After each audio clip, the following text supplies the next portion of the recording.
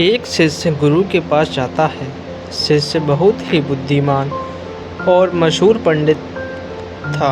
वो गुरु से भी ज़्यादा मशहूर था। उसे सारे शास्त्र कंठस्थ थे।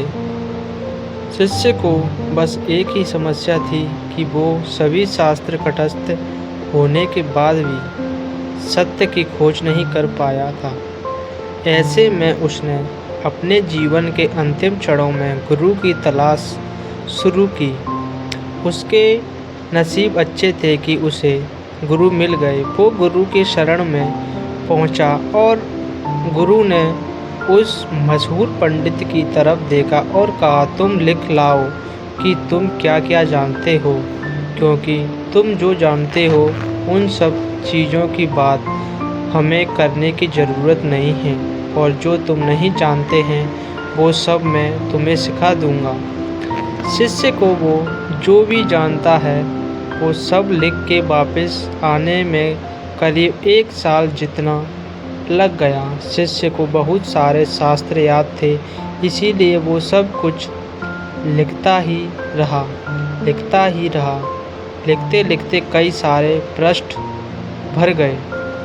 उसने जो भी लिखा उसकी वो एक पोथी लेकर अपने गुरु के पास करीब 1 साल बाद आया। गुरु ने कहा, यह बहुत ज़्यादा है, मैं इतना सब नहीं पढ़ पाऊँगा क्योंकि मैं अब बूढ़ा हो गया हूँ, मेरी मृत्यु करीब है। तुम इसे संक्षिप्त कर लाओ, सार लिख लाओ। शिष्य फिर से चला जाता है।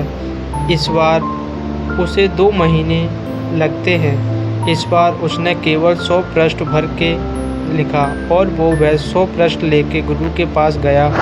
गुरु ने कहा, यह भी ज़्यादा है, इसे और संक्षिप्त करके लाओ। कुछ समय के बाद शिष्य अपने गुरु के पास एक ही पन्ने पर सारा सूत्र लिख के लाया, लेकिन गुरु बिल्कुल मरने के करीब थे। उन्होंने कहा कि मैं सिर्फ तुम्हारे लिए ही रुका हूँ, तुम्हें समझ कब आएगी, इसे और संक्षिप्त कर लाओ। अब शिष्य को होश आता है। वो भागता हुआ जाता है और एक कमरे में से एक खाली कागज़ ले आता है। उसने गुरु के हाथ में वो खाली कागज़ दिया। गुरु ने कहा, अब तुम शिष्य हुए, मुझसे अब तुम्हारा संबंध बना रहेगा। कोरा कागज़ लाने का अर्थ हुआ, मुझे कुछ भी पता नहीं, मैं अज्ञानी हूँ। जो ऐसे भाव रख सके गुरु के पास वही शिष्य होता है। अगर हमें गुरु से ज्ञान प्राप्त करना हो तो वो हमें अज्ञानी बनकर ही प्राप्त हो सकता है। पंडित बनने से गुरु नहीं मिलते। अगर आप किसी के भी पास ज्ञान प्राप्त करने के लिए, कुछ भी सीखने के लिए जाए तो ये बात हमेशा याद रखना कि आपको जो आता है उसके बारे में आपको सामने वाले से बात नहीं करनी है।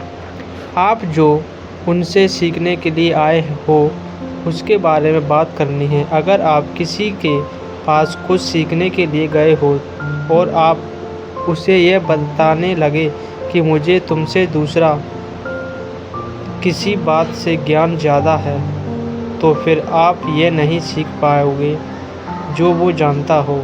इसीलिए यह बात याद रखना कि हमेशा अज्ञानी बनकर ही ज्ञान प्राप्त हो सकता है।